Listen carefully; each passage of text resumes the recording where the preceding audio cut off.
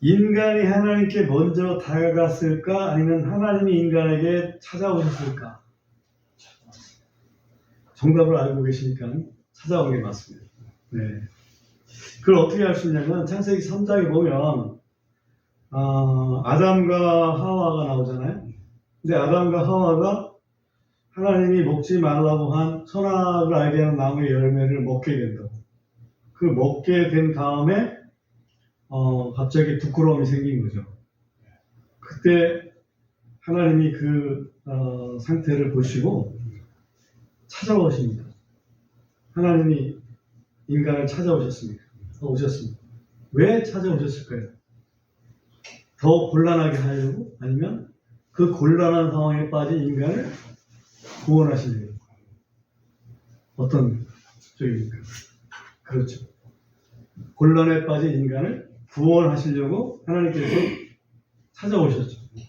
그래서 말을 걸으십니다. 그죠? 이게 하나의 그 기도의 시작입니다. 그러니까 기도는 그러므로 어디에서 시작됐냐면 문제에서 시작이 됐다. 특히 그 죄라고 하는 문제에서 시작이 되었다. 이렇게 할 수가 있습니다. 근데 그 문제를 인간 스스로 다 해결할 수 있으면 뭐 기도가 왜 필요하겠어요. 그죠? 근데 인간 스스로 해결할 수 있는 게 과연 얼마나 될까? 요즘에 우리 말세의 어떤 그 징후이기도 하지만 또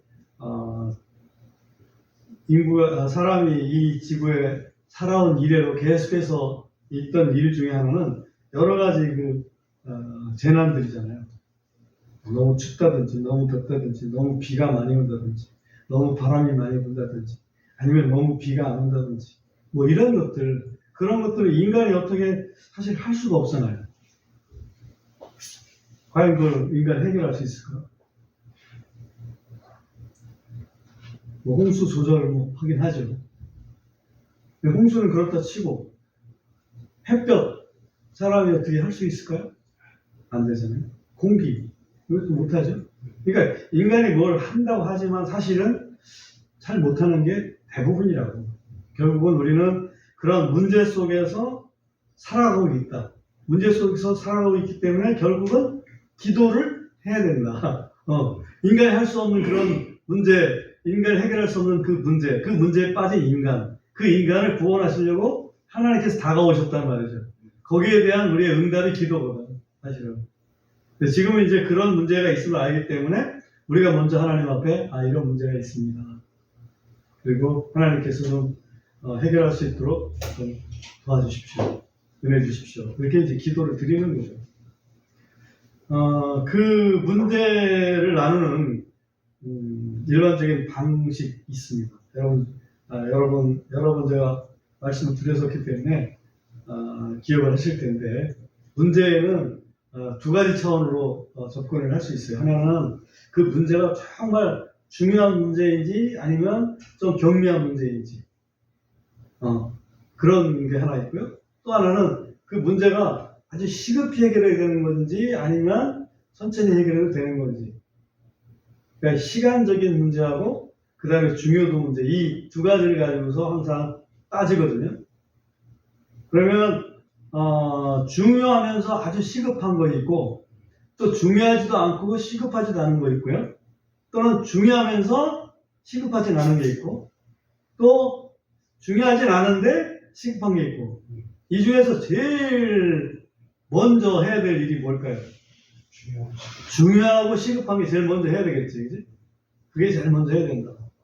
그러면 중요하고 시급한 문제를 해결하기 위해서 뭔가 답답하면, 네? 예를 들면 우리가 이제 친구한테 부탁을 한다 그러죠. 친구, 내가 진짜 오래간만에 친구한테 부탁하는 건데 꼭 들어줘. 그럼 친구가 뭘 그냥 들어줄 수도 있겠지만 친구가 한번 이렇게 튕겨볼 수도 있겠죠. 그거 내가 들어주면 너 나한테 보여줄 건데 이렇게 할 수 있을 거 아니에요, 그죠?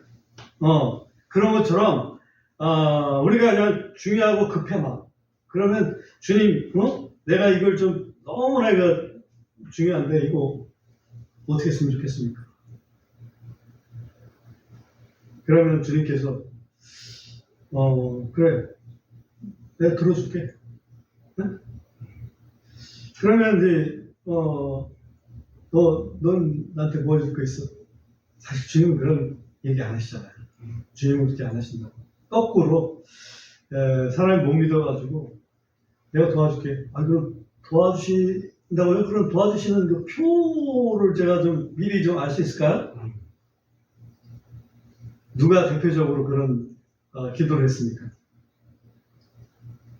대표적인 그 기도가 하나 있는데, 기도. 그죠? 지금 기도원 생각했죠? 기도. 우리 기도원에 대해서 조금 살펴보겠습니다. 이 기도원 기도라고도 하기도 하고, 표적 기도라고도 얘기를 해요. 사사기 6장을 보겠습니다. 오늘 기도 세 가지를 살펴보려고 합니다. 우선 기도원 기도, 사사기 6장.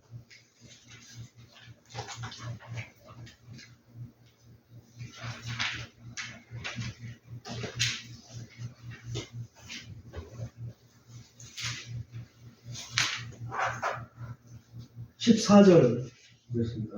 14절 가보면 주께서 그를 바라보시며, 이게 그는 기도원인데요.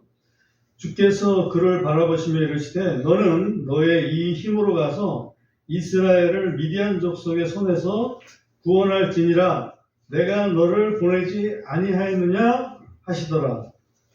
지금 기도원한테 갑자기 주의 천사가 나타나가지고 하나님의 메시지를 전합니다. 너는 너의 힘으로 가서 이스라엘을 미디안 족속의 손에서 구원하라. 지금 미디안한테 침공을 받아가지고 눈치 보면서 살고 있는 상태였어요. 그래서 추수도 제대로 못해가지고 추수도 몰래 하고 있었던 그런 상태에서 천사가 기도원한테 나타나가지고 야, 네가 가서 미디안 물리치고 이스라엘을 자유롭게 만들어. 기도원이 갑자기 왜 내가 그렇잖아요, 그죠? 기도원. 그래서 15절에 보면 이에 기도원이 그분께 이르되 내 주여 내가 무엇으로 이스라엘을 구원하리이까? 보소서 나의 가족은 므낫세 안에서 가난하면 또한 나는 내 아버지 집에서 가장 작은 자니이다. 므낫세 지파에 속한 이 기도원이 자기는 정말 아무것도 아닌 존재인데 왜 나보고 그런 일을 하라고 하십니까? 라고 얘기를 하는 거죠. 17절 가보겠습니다.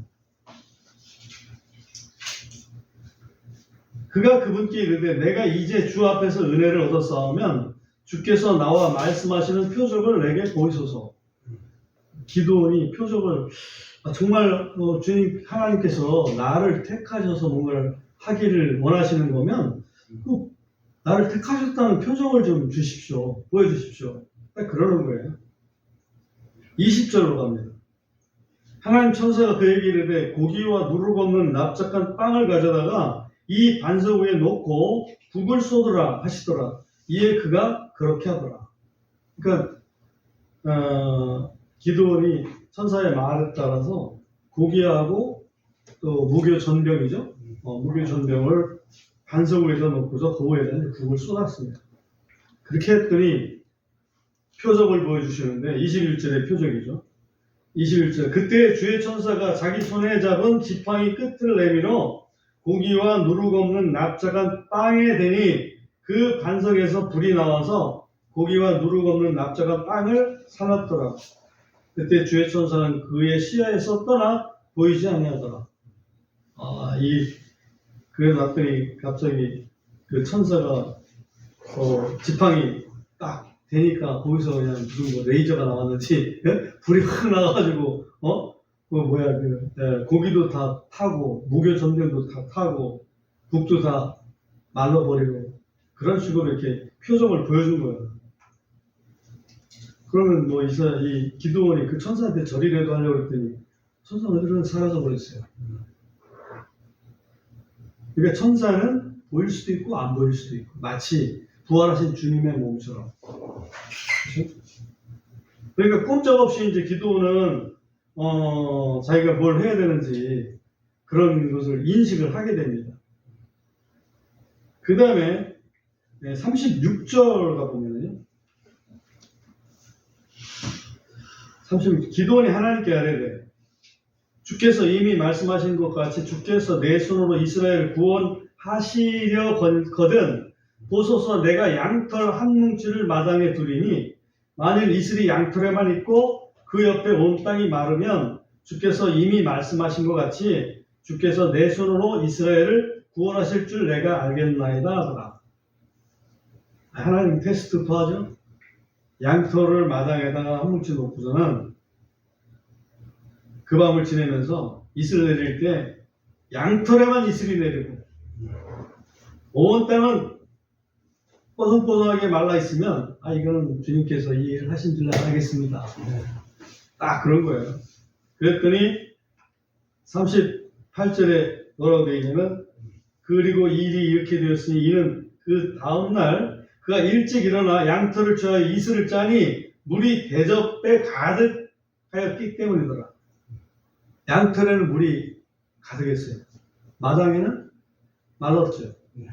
그러니까 이거 하나님께서 분명히 하나님 아니면 이걸 어떻게 하겠어요?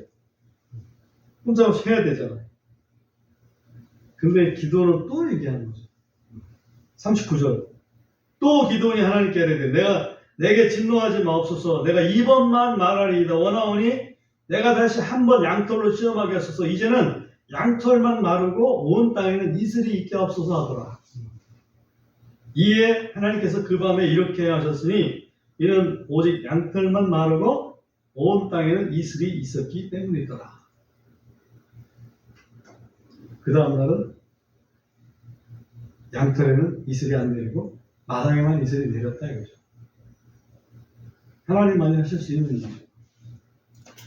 우리 이 말씀 전에 우리 우트만 선교사님 오셔가지고 이 말씀 하시는 기억이 납니다. 그래서 처음에 양털은 우리 그리스도인들을 얘기하는데 우리 그리스도인들에게만 하나님께서 은혜 주시고 온 땅에는 은혜가 없죠. 그죠? 근데 그 다음에는 심판을 내리실 때는 온 땅에는 심판을 내리시는데 우리에게는 심판이 없으시고 그래서 그러한 놀라운 이렇게 말씀을 오트만 선교사님이 전하신 게 기억이 나요. 아무튼 이런 걸 표적이라고 얘기를 하는 거죠. 표적 기도.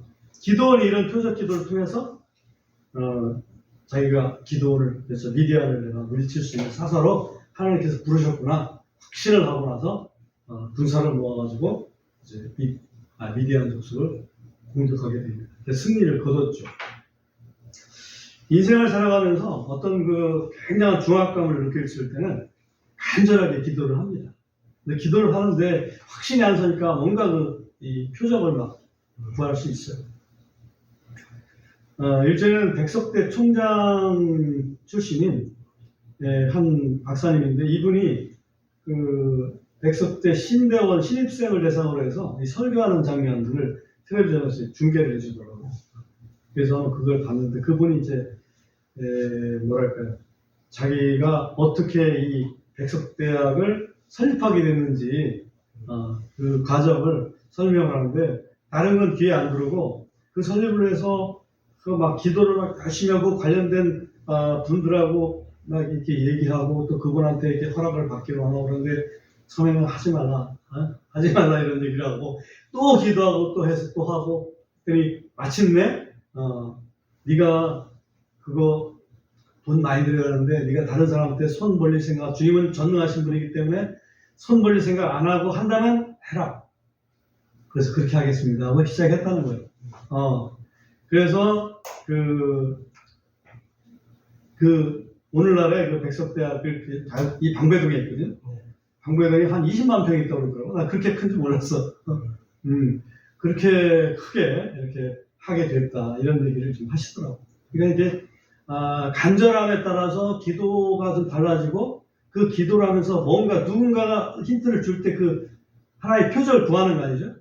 누가 그 사람이 승인해주면 내가 하는 걸로 알겠습니다. 그걸 계속 하는데 안 해주는 것이죠. 거기서 포기하면 안 됐을 겁니다. 근데 끝내 그걸 포기하지 않고 계속 기도했더니 마침내 승인을 받았고 또 한 번은 중간에 잘 읽어놨는데 그걸 이사회에서 못마땅히 생겼는지 그걸 뺏어가려고 그렇게 이제 얘기를 하더라. 그래서 이거 뭐 하나님도 내한테 주신 건데 뺏어간다고 어떡합니까? 그래서 기도하는데 하나님께서 이게 아니고 내 거다 이렇게 하셨다는 것 같아요. 그래서 그렇죠. 주님 것이죠. 그래서 그 마음을 탁 내려놓고 그걸 양보를 했다는 거예요. 다 사인해가지고. 근데 6개월 만에 다시 돌아왔다고 그러네. 그게? 그러니까 그때 느꼈던 거는 내가 내 거라고 생각하고서 있을 때는 너무 힘들었는데 주님 거라고 생각하고서 다 드리고 나니까 너무 자유스럽다는 거죠. 그래서 기도라는 게 이런 거구나. 아무리 중압감이 있어도 주님한테 계속해서 기도하면 주님께서 반드시 우리에게 평강 주시고 뭔가 이루어 주신다. 오늘 말씀 사실 빌립보서 4장 6절 7절에서도 그거거든요. 다시 한번 빌립보서 4장 본문 말씀 한번 보겠습니다. 빌립보서 4장 7절에 보면 그리하면 모든 지각을 뛰어넘는 하나님의 무엇이 평강이 그리스도 예수님을 통해 너희 마음과 생각을 지키시리라. 그러니까 기도를 하다 보면 하나의 그 평강이 오는 순간이 있다 이거죠. 그러면 그것이 이게 주님께서 나한테 이 평강 주시는 거 보니까 이 기도가 이제는 내가 그만 기도해도 되겠구나. 이제 그런 순간이 있다 이거지. 그래서 평강이 하나의 어떤 표적으로도 생각할 수가 있다. 네. 근데 이제 그 부분에 대해서는 이 저자 컨스터블 박사가 얘기가 무슨 얘기를 하냐면 평강이 있다고 생각을 해서 그걸 표적으로 알고 잘못하는 경우도 있다. 있을 수 있겠죠. 그러나 보통은 우리가 이 문제를 놓고 기도할 때 평강 주실 때 그것이 주님께서 이제는 기도를 받아주셨구나 하는 것을 느낄 수 있다. 이게 보통 기도 많이 하는 분들의 간증입니다.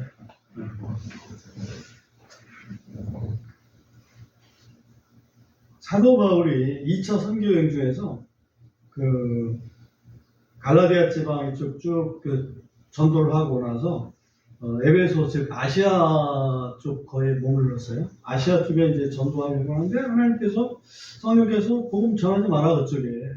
그래서 북쪽에 있는 비두니아 쪽에 전할까 해서 그쪽으로 또 가보려고 하는데 또 막으시는 거예요. 이 막으신다는 게 어떤 식으로 막았는지는 잘 몰라요.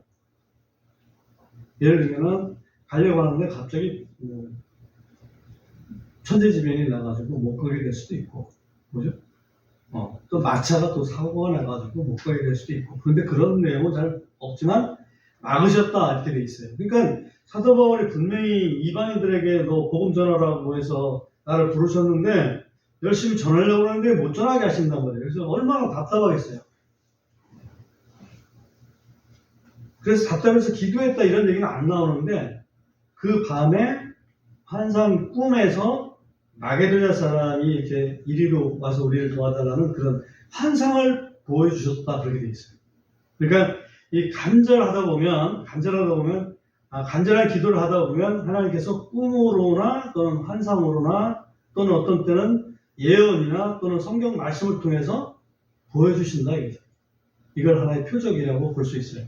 표적 기도 그런 것들이 있기를 기도를 해서 그렇게 해야 내가 이 중요하고도 절실한 이 문제를 주님의 뜻대로 해결할 수 있겠습니다. 라고 기도를 하면 그런 게 이제 표적 기도라는 얘기예요. 이해되죠? 표적 기도라는 게 있고 그 두 번째는 어떤 기도가 있냐면 예배 기도라는 게 있어요. 예배 기도. 예배 기도의 아주 대표적인 사람이 아브라함 종입니다. 여러분 아브라함 종 무슨 얘기인지 알겠죠? 아브라함 종을 아브라함이 심부름 보냅니다. 무슨 심부름 보내냐면 아브라함의 아들 이삭의 누구를 얻으려고? 신부감. 그렇죠. 신부감을 얻으려고 아브라함 종을 아브라함의 그 고향에 보냅니다. 그때 장면이 창세기 24장인데요. 창세기 24장을 펴서 12절 쪽에 한번 가보겠습니다.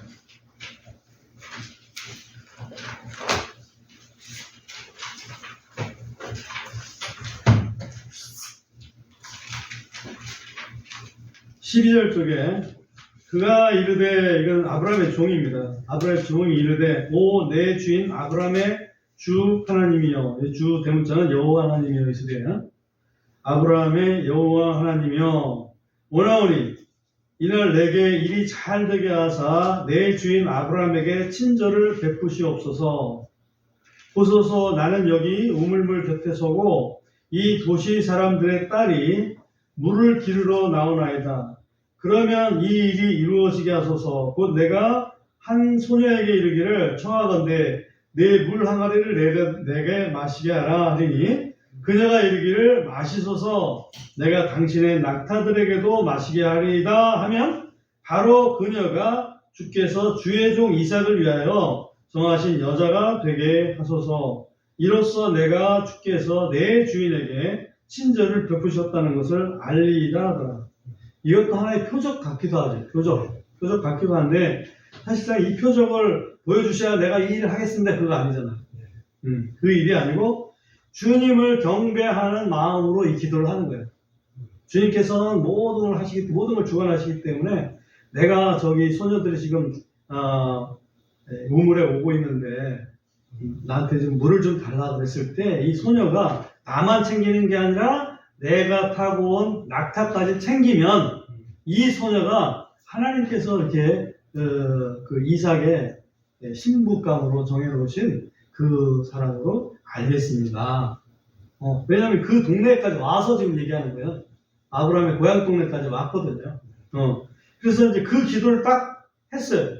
딱 했자마자 15절에 딱 보면 그러자 그가 말을 마치기도 전에 일이 났으니 보라 리브가가 물 항아리를 어깨에 메고 나오는데 그녀는 아브라함의 형제 나홀의 아내 밀가의 아들 두두엘에게 태어난 자라. 그 소녀는 보기에 매우 아름답고 지금까지 아무 남자도 알지 아니한 처녀더라.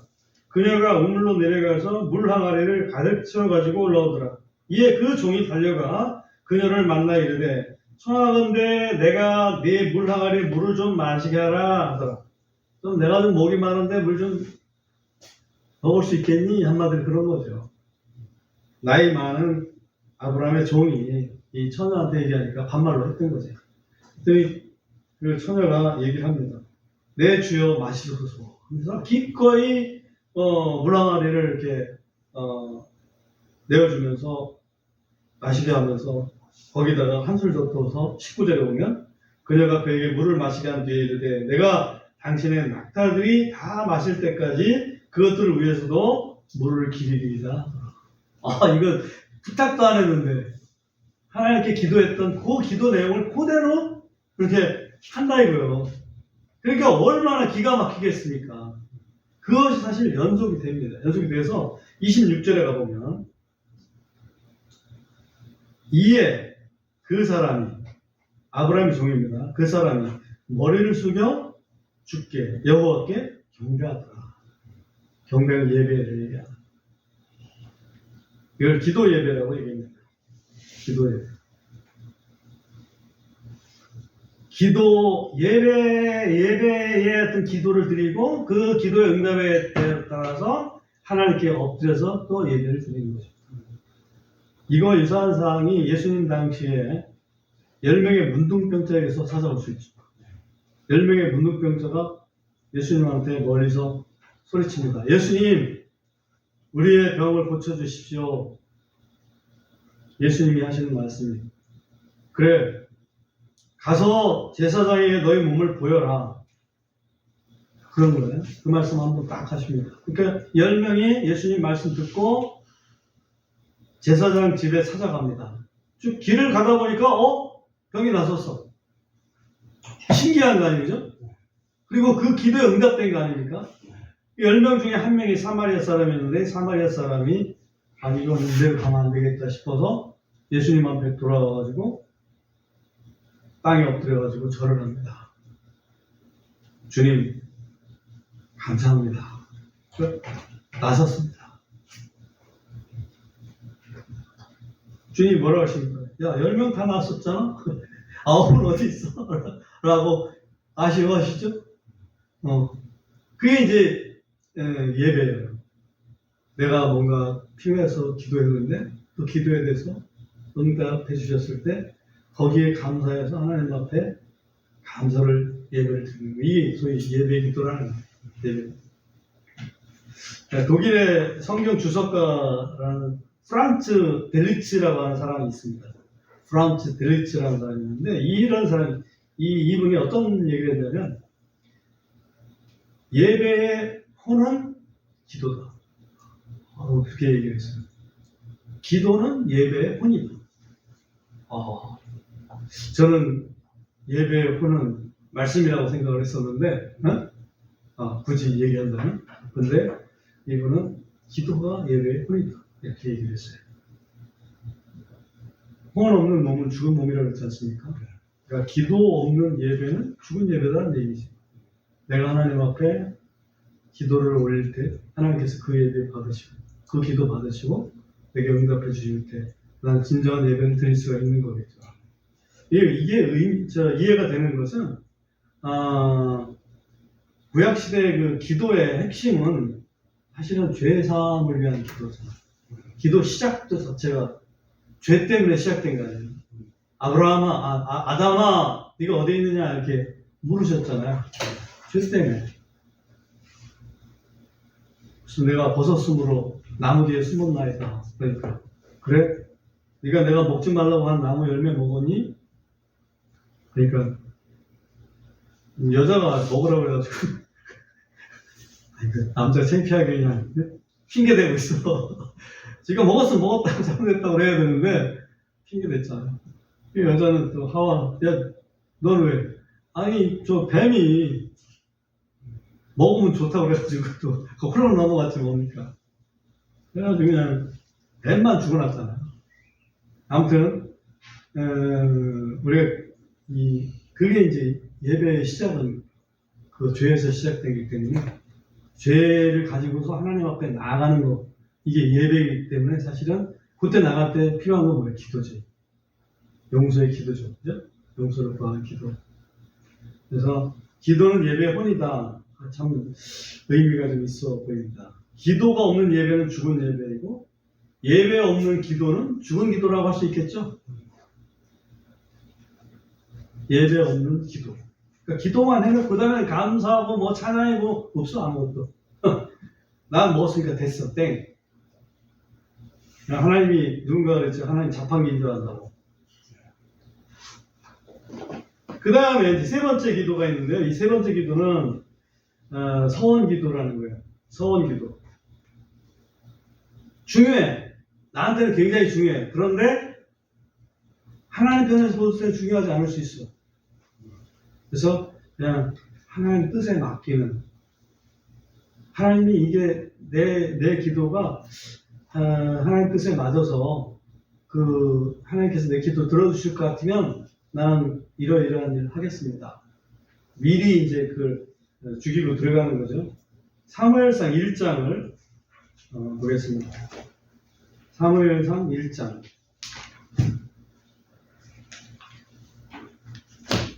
10절.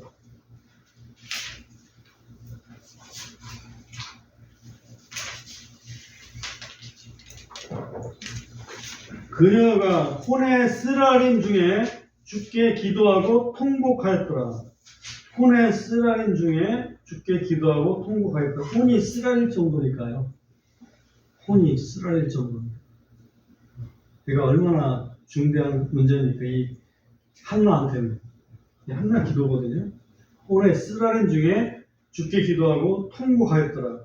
11절. 그녀가 뭐하여 이르되 서원하여 이르되 만군의 주여 만일 주께서 참으로 주의 여종의 고통을 돌아보시고 나를 기억하시며 주의 여종을 잊지 아니하시고 주의 여종에게 사내의 아이를 주시면 내가 그의 평생토록 그를 주께 드리고 삭도를 그의 머리에 대지 아니하겠나이다.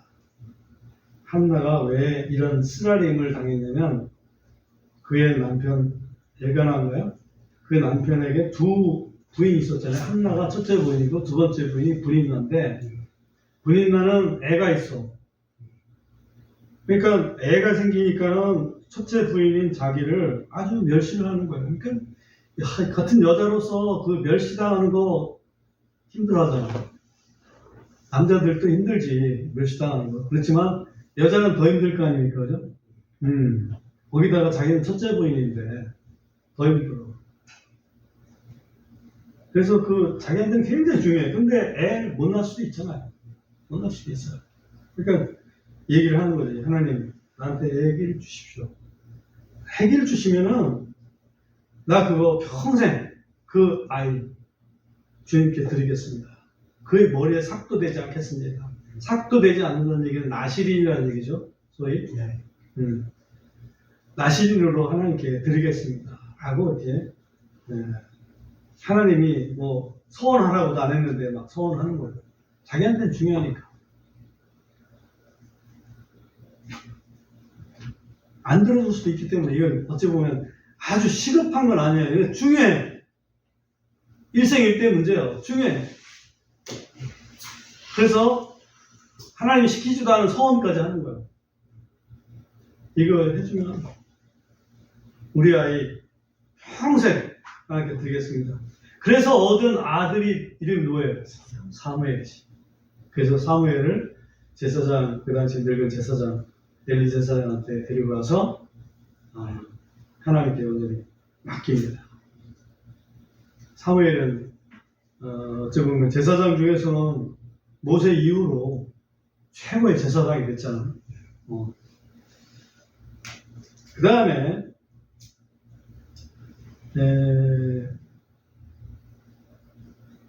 우리가 좀 잘 아는 한 분이 있습니다. 그분이 아이잭 포스터라고. 퓨스타 선교사님 혹시 기억나세요? 네. 퓨스타 선교사님이 어떻게 소명을 받았는지, 어떻게 선교사가 됐는지 이제 그 얘기를 간증을 하셨잖아. 그때 간증을 하실 때 무슨 얘기를 하냐면 제 기억으로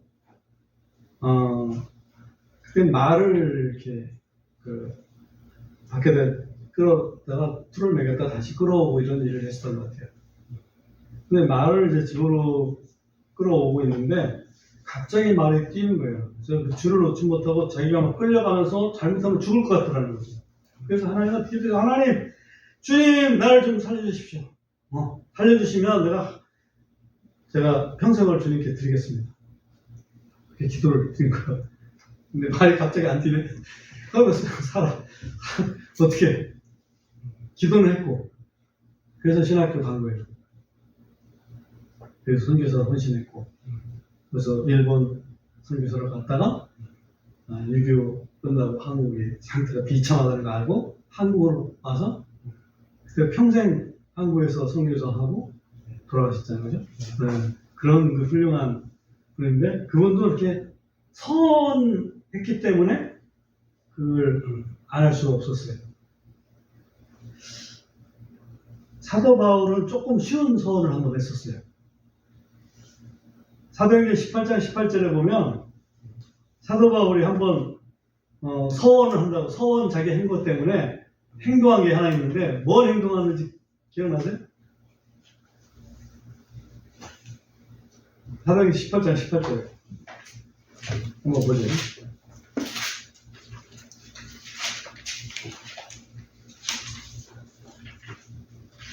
이 일 후에 바울은 꽤 오래 거기에 머물다가 형제들과 작별하고 거기서 배를 타고 시리아로 향해 항해하였는데 브리스길라와 아굴라가 그와 동행하였고 바울이 전에 서원한 것이 있었으므로 겐그레에서 자기의 머리를 깎았더라. 머리 깎는 게 뭐가 대단하다고 서원까지 해가지고 그랬나 싶지 몰라요. 그러나 그 당시에 사도 바울이 아마 머리 깎은 건 우리 최영재 정도로 그냥 머리 싹 빡빡빡 깎지 않았을까 하는 생각이 들어요. 뭔가 이 바울이 무슨 서원을 했었는지는 서원 내용은 없어요. 우리가 알지 못해요. 그러나 서원은 하나님께 이제 하는 거니까 아마 스님처럼 이렇게 깎지 않았을까 그런 생각이 들어요. 이 서원 기도는 오늘날도 드릴 수 있을까요? 그럴 수 있죠. 근데 서원했으면 그거를 행동에 옮겨야 됩니다. 전도서 5장을 보십시오. 전도서 5장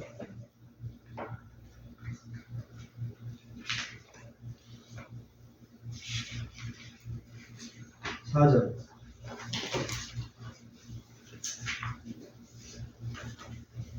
네가 하나님께 서원하거든 그것을 갚는 일을 미루지 말라. 이는 그분께서 어리석은 자들을 기뻐하지 아니하시기 때문이니 네가 세원한 것을 갚을지어다. 어리석은 자는 기뻐하지 않는다 그러는데 서원한 것을 안 갚는 사람은 어리석은 자라는 얘기죠. 내가 서원했었나? 이렇게 이제 예를 들면 내가 서원했었나? 아니 화장실 가기 전에는 막 그냥 엄청나게 화장실만 잘 보게 되면은 이거 반드시 하겠습니다라고 서원해놓고 화장실 보고 난 다음에 내가 그 서원했었나? 이건 하나님 보실 때는 어리석은 자라는 얘기. 그 하나님 기뻐하지 않으십니다. 5절에 보면 네가 서원하고 갚지 아니하는 것보다 네가 서원하지 아니하는 것이 더 나으니라. 그죠? 당연하죠. 서원했으면 실행해야죠.